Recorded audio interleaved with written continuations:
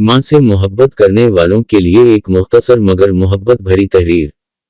बहुत अरसा मुझे इस राज का पता ही ना चल सका कि माँ को मेरे आने की खबर कैसे हो जाती है।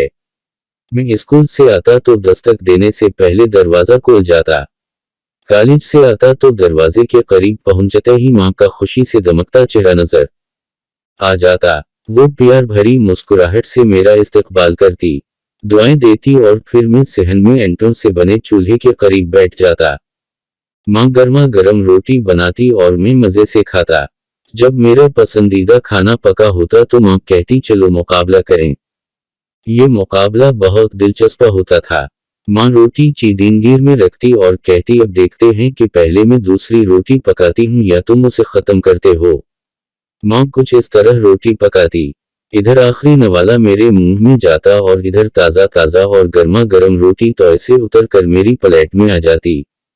यूं मैं 3-4 रोटियां खा जाता, लेकिन मुझे कभी समझ ना आई कि फतह किसकी हुई। हमारे घर के कुछ उसूल थे, सब उन पर अमल करते थे।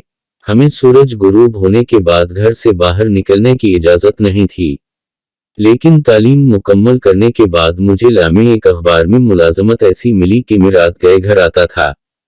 माँ का मगर वो ही मामूल रहा। मैं फजर के वक्त भी अगर घर आया तो दरवाजा खुद खोलने की जरूरत कभी ना पड़ी। लेट हो जाने पर कोशिश होती थी कि मैं खामोशी से दरवाजा खोल लूं ताकि माँ की नींद खराब ना हो, लेकिन मैं इधर चाबी जेब से निकालता, इधर दरवाजा खल जाता। मैं माँ से पूछता था, आपको कैसे पता चल जाता है कि मैं आ गया हूँ? वो हंस के कहती मुझे तेरी खुशबू आ जाती है। फिर एक दिन माँ दुनिया से चली गई। माँ की वफात के बाद एक दफा मैं घर लेट पहुंचा।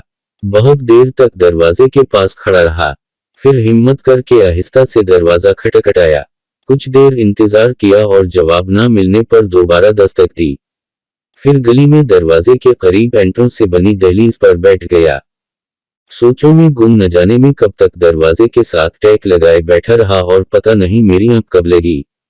बस इतना याद है कि मस्जिद से अजान सुनाई दी। कुछ देर बाद सामने वाले घर से अम्मी की सहेली ने दरवाजा खोला। वो तड़प कर बाहर आए।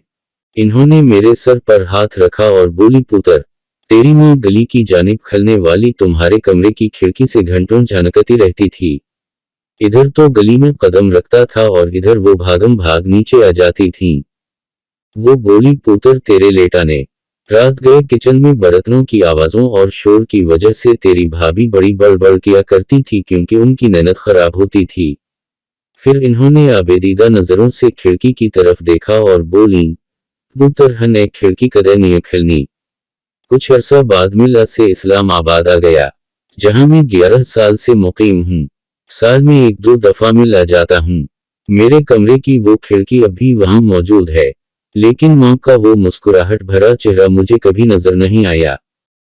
मुज़ा से भरपूर कहानियाँ और किस्से जानने के लिए हमारे चैनल को सपोर्ट करें। वक्त देने का शुक्रिया।